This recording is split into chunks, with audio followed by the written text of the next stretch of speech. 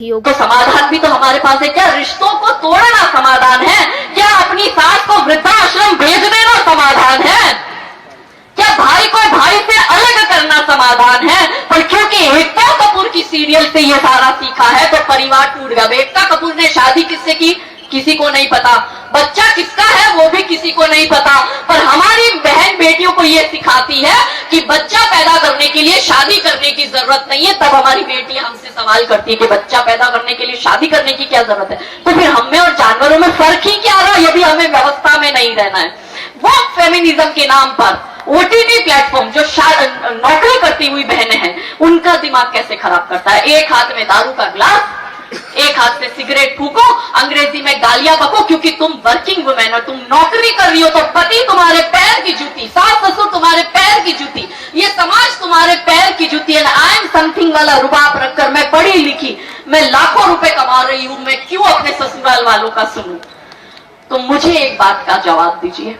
रानी लक्ष्मीबाई के पास किसी चीज की कमी थी? रानी थी, रजवाड़ा था पूरा उसके पास में, अंग्रेजों की बात मान लेती, हर महीने जो पेंशन मिल रहा था उससे जीवन यापन करती। उसको क्या जरूरत थी अंग्रेजों से युद्ध करने की?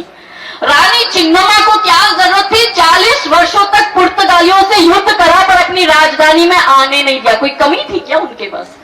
नहीं थी। पर ये इतिहास हमारी बहन बेटियों को नहीं बताना है और इसी के कारण हमारे जो देश में अभी जो परिवार व्यवस्था टूट रही है वो इसका सबसे बड़ा जीता जागता उदाहरण है। तो मेरी बेटियों, मेरी बहनों, हे भारत की बेटी जागो, मैं तुम्हें जगाने आई हूँ।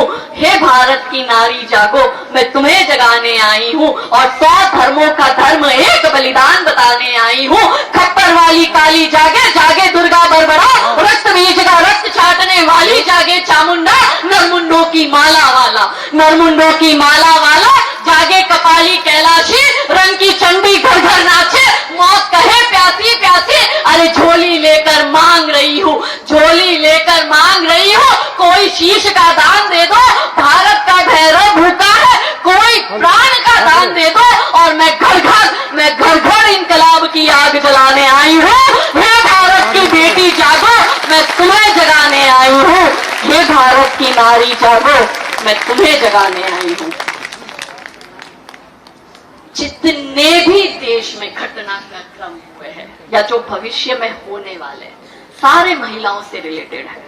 अत्याचार महिलाओं पे होता है, बलात्कार महिलाओं के हो रहे हैं, जोर जबरदस्ती महिलाओं के हो रहे हैं, वीडियो फोटो वायरल गंदे महिलाओं के हो रहे हैं, षड्यंत्र पूर्वक हो रहा है। मेरी बहन बेटियों, महिलाओं को राजनीति में भी आरक्षण देना चाह रही है पर कितनी महिलाएं तैयार है? आज भी हमने ऐसी बहुत सी महिला नेता देखते हैं जो चुनाव जीतकर आ तो जाती है मगर कहीं ना कहीं परिवार का इन्फ्लुएंस रहता है। कहीं ना कहीं आप देखो कि उन महिलाओं के जो हस्बैंड है उनका इन्वॉल्वमेंट रहता है, वो खुद से डिसीजन नहीं ले पा रही है। हमने बहुत जगह ऐसा देखा है कि जो नगर पालिका के चुनाव होते हैं तो क्योंकि महिलाओं की सीट है इसलिए महिलाओं को टिकट दे दी जाती है, महिलाएं जीत भी जाती है मगर डिसीजन आज भी दरवाजे के पीछे से वही उनके घर के लोग कर रहे हैं। तो क्या सही मायनों में महिला सशक्त हुई है?